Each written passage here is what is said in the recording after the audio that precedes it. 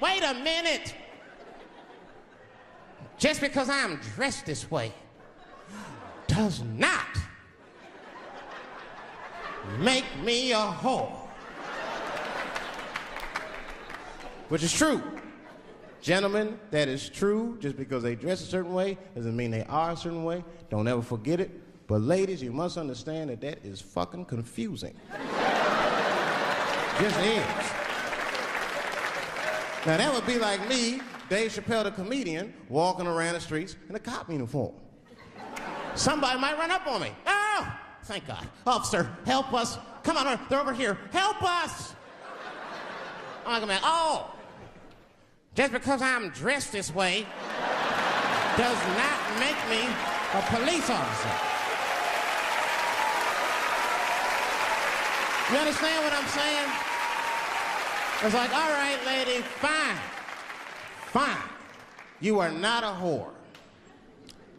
But you are wearing a whore's uniform, I'll tell you that shit right now. Taunting Boy 1, Taunting Girl 2, Sitting in a Tree, Kissing. First comes love, then comes marriage, then comes a baby in the baby carriage. Do you remember this song? From a young age, we received direct and not so direct messages that taught us about the evolutionarily natural order of boy-girl relationships that lead up to pair bonding and the end result being procreation. But things have changed over the decades, as have attitudes, and no more so than with militant third-wave feminists. The Slut Walk, a transnational protest movement that began in Toronto when an outraged feminist felt that the weight of institutional patriarchy crashed into her special snowflake reality when a Toronto police officer suggested that women should avoid dressing like sluts as a precaution against sexual assault. The response? Well, basically that for a woman to show her power, her independence, and her pride, it must be associated with her right to not only be a slut, but also dress like one too. Protesting being called a slut, women throughout the Western world dress in S&M gear, sex costumes, or hardly anything at all. The irony seems to be lost on them. But the key here is that no matter the state of undress, both men and other women should not only provide them with the utmost of respect, but that when even flashing most of her body publicly in a sexual way, that it must be understood that this is not being done for sexual purposes, nor should it be interpreted as such. This is encapsulated in the catchphrase, "still not asking for it." We as a society have finally reached full-on retard tier cognitive dissonance with the mental gymnastics that we have allowed ourselves as well as our society to condone. Take the bikini. I, like most men, am a fan of these small pieces of fabric held together with itty-bitty string, but think on this. When a woman wears one, and I'm not sure where is the right word to use, but anyway, for a woman to display her body in one, well, it shows off pretty much all of a woman's breasts, minus her areola and nipple. Pretty much all of the pelvic area is visible, and the start of the vagina is an extremely short distance below the top of the bikini bottom, and a woman must shave nearly all of her pubic hair to wear one. The bikini is many times tied on with string and is very thin, which are both seductive traits, and like a mini skirt, they suggest to the onlooker that what lies underneath is not protected and is easily within reach. Also, now think on this. Women have no problem prancing around in a bikini. In Europe, they have no problem in many places going topless with only a small sliver of fabric covering their vagina. But almost all women would not be comfortable nor ever consider having strangers, whether on Facebook or family friends, see them in their bra and panties, which in most cases are less revealing than your average bikini. Now, what does this say about women? Well, what it basically says is that they are indirectly affirming the fact that bikinis are too revealing, as they, for the most part, would never wish to be seen publicly in less revealing underwear. And this is where science comes in. In a study carried out at Princeton University, researcher Susan Fisk was shocked to find that sexy women in bikinis really do inspire some men to see them as objects. Who could have guessed? Brain scans revealed that when men are shown pictures of scantily clad women, the region of the brain associated with tool use lights up. Men were also more likely to associate images of sexualized women with first-person action verbs, such as I push, I grasp, I handle. Fisk noted some of the men studied showed no activity in the part of the brain that usually responds when a person ponders another's intentions. What this means is that these men see women as sexually inviting, but they are not thinking about their minds, the shocked researcher said. The lack of activation in this social cognition area is really odd, because it hardly ever happens. Most of these men also remembered headless photographs of women in bikinis, even if they'd only seen the image for 0.2 of a second. Scientists have seen this absence of activation only once before in a study where people were shown off-putting photographs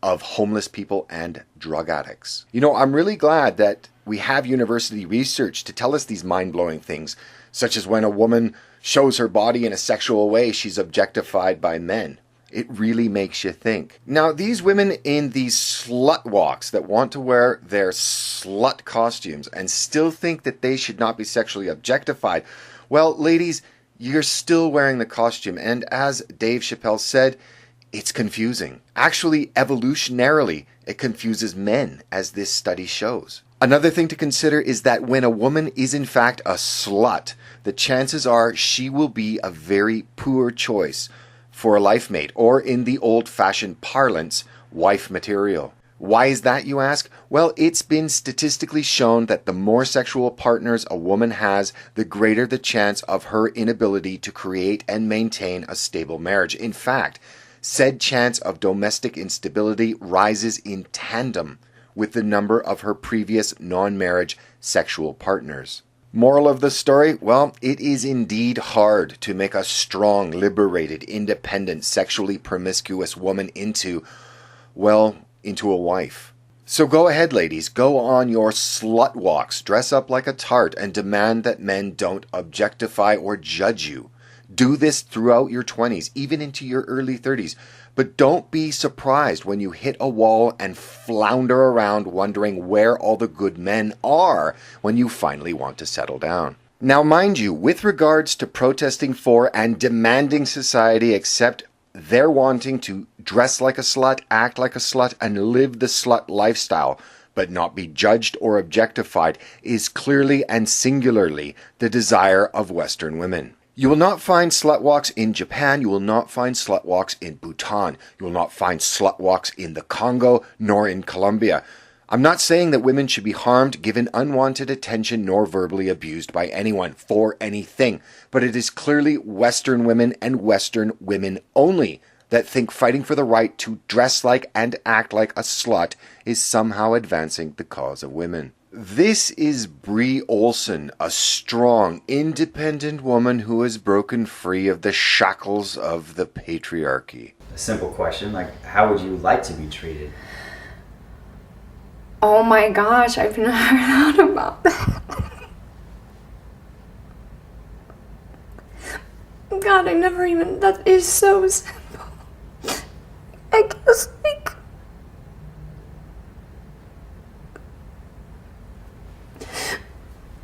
I would,